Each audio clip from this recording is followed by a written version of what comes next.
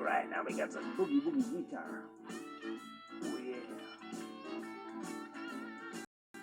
Yeah, that music makes me feel good. I can clap my hands and step my feet. Okay, as music fades away. All right, this is my Louis Armstrong imitation. All right, ladies and gentlemen, Watchwell is my name, and natural philosophy is my game. And of course, for those of you that have seen this show before, you always know that the emphasis is to learn something. And we are down in the lower quarters of City Hall here, and we have cameras and lights and everything else, but I don't have any monitor today, so I'm just kind of standing here kind of like a buffoon. But nonetheless, the emphasis always is to learn something, and we make our set kind of look like we're like in a classroom setting here, and I have hundreds and hundreds of diligent little students that are all standing in front of me, eager to learn, but nonetheless. All right, so that is the setup, but meanwhile, we will move on. So like I said, ladies and gentlemen, we try to learn something. The show is being shot today on December 9th in the year of our Lord, 2005. And this is going to be what I guess I would call the annual Nutty Show. This is always, I always have the one show of the year when I try to explain why the earliest sunset and the latest sunrise take place at different times, not corresponding with the shortest day of the year. And every time I do that, people never try to figure it out. So I'm going to try to do that one today. And then a little bit, I'm going to talk a little bit about the aphelion and the perihelion, because again, the show is being shot on the 9th, and this probably will be the last show I shoot before Christmas. So it will be, kind of like that annual show. And by the way, ladies and gentlemen, I will emphasize that we are getting close to Christmas. See, Christmas. See, Watchwell doesn't buy into all this politically correct stuff. In fact, I'm going to take this little opportunity today to talk a little bit about how the ACLU would have you enjoy Christmas. And I'll see if you like my way better. So we have always to talk about, and then we're going to backpedal just a little bit. We were talking all the last time all about the heliocentric and the geocentric and all of the circles, and it gets really complex. And so I just try to keep on working on how I can simplify the whole process, because that's what it's all about, ladies and gentlemen, is riding the planet and not being grossly confused. My little friend, the monkey up there, who is confused to death. Okay, having said all that, okay, we'll have our P.O. box on the screen and the program times and so on and so forth. So, in the words of the great communist Mao Zedong, that the journey of 1,000 miles begins with a single step. So, ladies and gentlemen, let us begin. Okay, so we'll do our house cleaning and then we'll kind of move on. Now, one more time, we were talking last time, just to kind of refresh your memory in case I kind of bump in and out of material. The last time on the program, here we go, through the snow, comrades forever. Okay, we were talking about the difference last time of when you look in these different books and things about planets, we were talking about the geocentric, and the heliocentric. And this is just a little bit of review. The heliocentric, and of course what that means in 25 words or less, is that if you think in terms of the heliocentric, that is, of course, our traditional solar system in terms of the sun at the center, and then the planets radiating out, kind of like a little electrons around the nucleus. But of course, and then the other term in terms of the kind of like the, when you look up at the stars and the moons and the positions of the planets and so on and so forth, you switch to the geocentric, which means that the Earth becomes the center of the universe, and then you look out at the planets and so on and so forth, and not where they particularly are in the solar system, but the way we view them as we travel around the sun. Okay, that's kind of a mouthful, but in effect that was more or less the gist of what we were talking about last time. So you have to be able to kind of click the switch whether you're talking about the traditional sun at the center of the universe, of the solar system versus the Earth. So that's that. That is our review. Okay, so because again, in case I spin in and out of that material, then I can say, we're talking about geocentric, the Earth at the center, and so on and so forth. But like I said, what we really want to do is I want to have a little fun today talking about the ACLU Christmas, but we'll save that for a little bit. So let's try to get our business out of the way. Now, this is going to be called the Nutty Show. The Nutty Show. And then I'll try to clarify, I'll kind of make a little reference to the aphelion and the perihelion. Now, this is so crazy. This happens every year. I do this show. This is like my Christmas show. And I do this every year. And people still call it to my attention. And they say, when you start talking about why they got the earliest sunset and everything before Christmas, and then it's still dark in the morning all the way till January, it just don't never make no sense. So, ladies and gentlemen, one more time, I shall, excuse me, try to simplify the difficult. That's my job. I thrive on the challenge.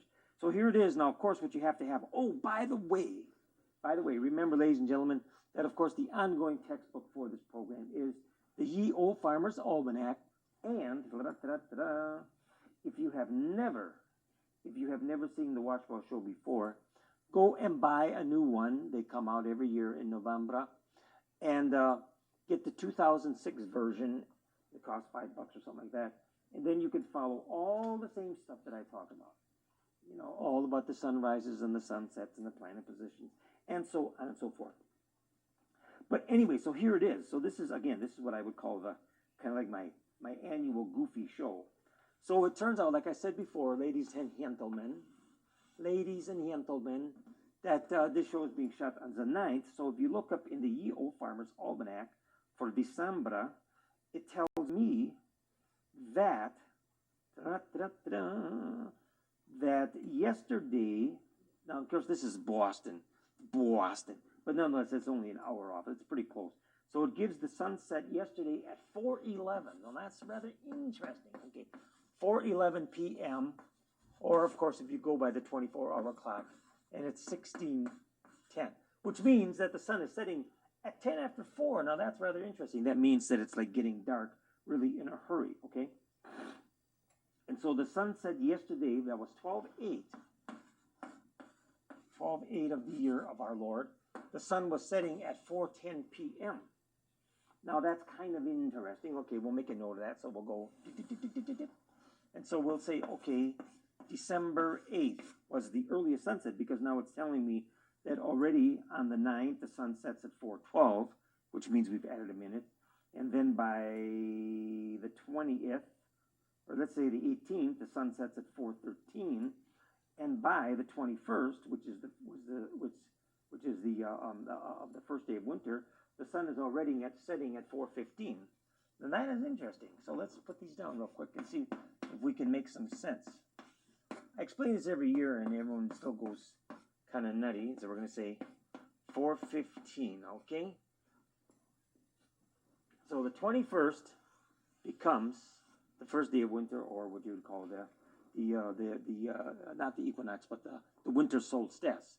So we have a difference here of basically 5 minutes. Okay, so this is December 8th, December 21st, and the interesting part is, I got to get the sunsets, the sunrises to go with this. Okay, so it's telling me, oh boy, this gets confusing every year. All right, so on the 21st, it tells us that the sun rises at 7:11, sets at 4:15, and we have a total of 9 hours and 4 minutes of sunlight. Hence, the shortest day of the year. Okay, the shortest day of the year.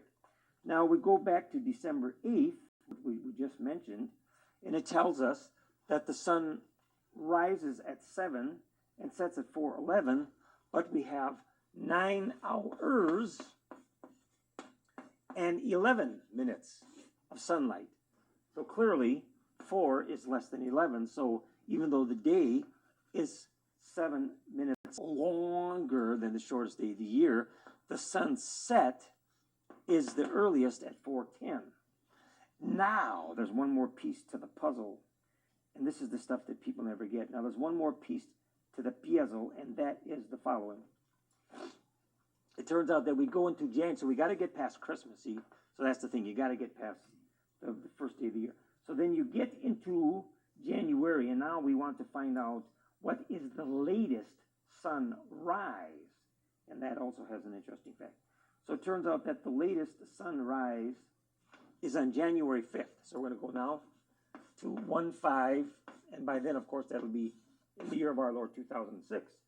And then it tells us that the sunrise is at 7:15, and the sunset is at 4:26. See, so now that's already a bit later. So 4:26 is an additional 11 minutes. So we're going to say the sunset is at 4:26 and the sunrise is at 7:13 for a total amount of sunlight of 9 hours. And where are we? 9 hours and 12 minutes. Okay, so clearly 9 hours and 12 minutes is another 8 minutes longer. So it's interesting to note that at these two dates, on December 8th and January 5th, the days are longer by approximately 8 minutes than the shortest day of the year. But it's also interesting to note that the earliest sunset and the latest sunrise take place at these other times. And you just have to ponder that for a bit. But the reason why that happens, of course, without getting into stuff again, every year I do this, and it is always a rather difficult concept to show. But what you really have to realize what is actually going on is it has to do, of course, with our good old-fashioned 23.5 degrees declination angle. And what it is that as the Earth goes through its path, when it gets onto this phase over here, it's tilted back, the furthest angle, actually, like this. Kind of exaggerating. It's tilted back the furthest. So when the planet is over here, the shadow is kind of like over here. It's turning away from the sun. So that's why you're experiencing kind of like an earlier sunset. And the same thing occurs over here is when it gets past the solstice, is that, again, the same kind of shadow that's over here because the planet is slightly tilted back. That implies that the latest sunrise occurs over here, just like the earliest sunset occurs there. Now, it's a little, again, if you weren't like really keen on geometry when you were in high school, and you would understand the concept of rays, like light rays, thinking in terms of light rays, as being straight lines, then that's how this occurs. That's why I call it the Nutty Show. This is my Christmas Nutty Show. All right, geez, I'm losing my voice here. Now, I'm going to clarify one more thing. Again, when you listen to Watchwell, and I start talking like many crazy directions, I always say the same thing over and over and over, and it's the following, is that the material always repeats. So what you don't catch one time, then you catch another time, and even if it's another whole year later, eventually you get it. Now, I'm going to try to clarify one more point. Again, now, as we're always talking about, again, talking about our riding the planet, because that's the whole concept, is understanding that as we're going around the sun on a racetrack, that some crazy things happen. Now, what happens is, of course, Watchwell looks in these different books, and I look in different books in astronomy and, gravitational, systems and everything else, and there's so many different ways that this stuff is outlined that it's not always consistent. So what I try to do is always try to look out to make for you the most sense, because again, we are all just the confused masses, and we need someone to make for us clear. So when you think of the traditional kind of like the 4 seasons, that's always the easiest way to think. So if you think of the 4 seasons, kind of like spring over here, 321, and then the summertime over here, 621, because we're always going that way, of course, our planet around the sun on a racetrack. And then 921 would be over here going to fall. And of course, 1221 goes like this. Now, again, there's another thing that gets kind of kinky here that I have to kind of point out.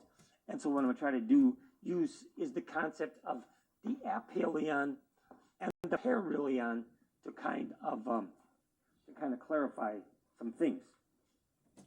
Now, again, here it is. Another, it's like dropping a log on your toes.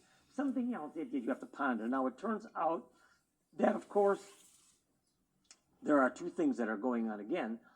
Is mankind tries to create things that are neat and orderly, but in reality, you have to understand that the universe or the solar system, they got their own plan, and we only try to package what we think is going on. So you have to kind of like grasp what's really there, and what becomes kind of like man-made things that are kind of like there for kind of like a give and take. So what I'm saying, so why I'm saying that is the following. So if you really think of our orbit like being, you want to really get to kind of like get a handle on the real thing, there's a couple things that you got to clarify. Like one is like 621, or the summer solstice, actually turns out it's a little bit off this way, because the perihelion, which is actually the furthest point from the sun, occurs on July 4th. Okay, it occurs on July 4th, and at that point we are actually like July 4th, and we're like 94, something, 94,512,000 something miles from the sun. So again, from 621 to July 4th is like, whatever, 10, 12 days. And the same thing occurs over here at the aphelion, which occurs on January 5th of a given year, when we are actually like 91,403,000 something miles, okay? But this is pretty much a straight line. It's a given that the perihelion and the aphelion occur in those days. So then we get back to this other thing, is like why things aren't, nicely symmetrical the way we kind of wish they were. Now we're saying, well, okay, the solstice is on 12/21, and the summer solstice is at 6/21. And of course, then we have the spring equinox and the fall equinox, and then they're on those respective dates. And again, those have to do more with the shadows on the planet of the Earth, creating lengths of days, whereas the aphelion and the perihelion are real measurable distances, and you can take that to the bank. So then you can say that on January 5th of a given year, we are actually 91 million miles from the sun. And on July 4th or 5th, changes from year to year, we're actually 94 million miles from the sun. And that's when you add those two together and average, where you get, this kind of like this familiar 93 million miles, blah, blah, blah, blah, blah, blah, blah. So again, it gets really kind of nutty, but we're on this planet, so we should try to understand what is going on a little bit. All right, I'm going to have, I got a couple minutes here. I'm having a little fun. I just want to say one thing. I don't know why I'm getting a little hoarse here. I just want to say one thing about, I was talking all about these different angles, and everything that has to do with like rotations. Whether you're talking about the Earth rotating around the sun or the positions of the planets, there are so many different ways of measuring rotations. And I mentioned this in the last program. You have like degrees, angular degrees is a measure of rotation. And then when you go in these planetary charts, they give positions in like hours, minutes, and seconds.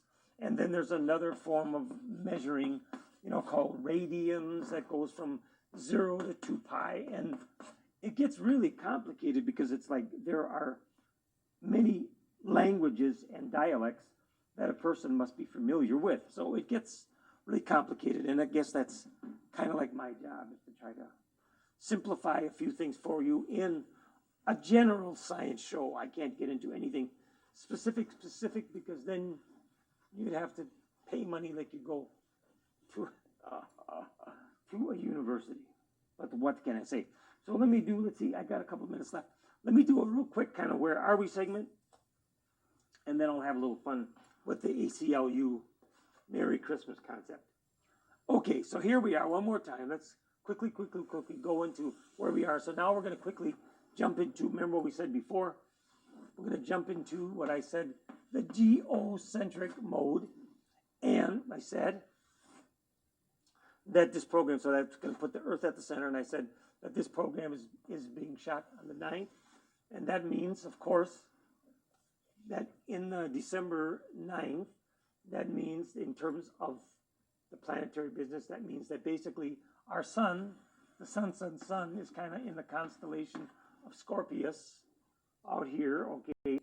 And yesterday was the first quarter, so that means that we're just one day past here, so that means that our moony moon is just a little bit past our orbital line, which goes that way. And then it says, if we look in the Farmer's Almanac for this day, again, that's why you got to always have the Farmer's Almanac, because then you know what the positions of the planets are and the moon on a given day. And so we look up and it says on the 9th, it says that the moon is in the constellation of Pisces. So we look at our little charty poo here. And so if we put our moon out here just past the orbital line, which was the first quarter, and clearly it says that it would be in the constellation of Pisces. So that, of course, is Watchwell's goal, is to kind of like take the complicated and give you a way of understanding everything in a very, very kind of a hands-on way of understanding what's going on. All right. So that's enough of the planet stuff for today. Now I tell you, I don't know why my throat is going bad for me. I don't know. Okay, now we got to have a little fun. We got a couple minutes left, and let's see if we can have some fun. Now, lately, strange things have been going on in my life. Lately, I've been listening to this guy out of San Francisco called Michael Savage, and he is a great guy. He's turned into my favorite talk show host. And I'll tell you why. I have a couple reasons. A, because he lives in San Francisco. I once lived in San Francisco. He earned a PhD from UC Berkeley. UC Berkeley, yeah, right. L-E-Y, okay, B-E-R-K-E-L-E-Y, okay. He earned a PhD from UC Berkeley. In the 70s, I went to UC Berkeley. I lived in Berkeley, okay? So I have a lot of fun really listening to him, because when he talks about things in his life in the San Francisco Bay Area, I can really identify, because if he talks about riding on the Sausalito Ferry, I know what he's talking about. If he's talking about going to a dinner in North Beach, I know what he's talking about. So I have a goodly time listening to him. But also, his spin is, he is a kind of he calls himself a conservative talk show host, but he is clearly not aligned to any kind of a political party. And he certainly makes fun all the time of kind of like the other conservative show, Water Boys, specifically Rush Bimbo and Sean Vanity, as he calls them. So he's really a funny guy, but I'll tell you, his theme is basically that liberalism is a mental disorder. And if you're really not afraid of the truth, he is the guy to listen to, because he tells it like it is. He tells it like it is, and I tell you, he's always poking fun at the ACLU, and the more he talks, the more sense that it makes. So I'm going to have, that's kind of like my lead in here. So now I'm going to talk about how the ACLU would make our Christmas more merry. Now, of course, you all know that the ACLU stands for the American Civil Liberties, American Civil Liberties Union, of course. And a while back, I had a different phrase for the ACLU. I kind of came up with a different acronym for the ACLU people, you know. They're kind of like, you know, the old frustrated commies, you know. So I came up with a different group, and I called them, oh, geez, I forgot. They were called the amalgamated libertine under a constitutional minors or something along those things. And the thought is the following, of course, is that how, the question becomes is this how can you be so fair to everyone under the sun? How can you be so fair-minded to everyone? So if the ACLU had their way, they would get rid of all of religion and they would create their own God. So probably the first order of business would be is they would take all the churches in the United States, especially the fiendish Christian churches, and they would be the first to go. And of course, there would be a mandate, and on top of every steeple of every church would be this little symbol of a kind of like a P and a C, okay? And so you take down all the crosses, and on every church in the country, that would be the PC, and that would be the symbol of the ACLU, which really would mean the party control, and we will control every aspect of your life, each according to his ability, each according to his needs. We will provide for your needs, and if we don't feel that you have the ability, we will have you destroyed. Yes, ladies and gentlemen. And now, it's time to get a Merry Christmas wish from the ACLU.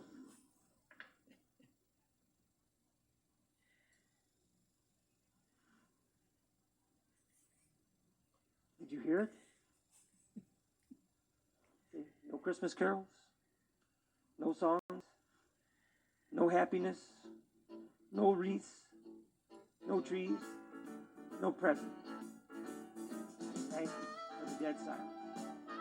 See you later, alligator. I hear my music in the background. Watchwell is my name. Natural philosophy is my game. You have a nice Christmas holiday, and we'll see you later, alligator. Enjoy the year of our Lord, 2006, while you can. Bye-bye. See you later.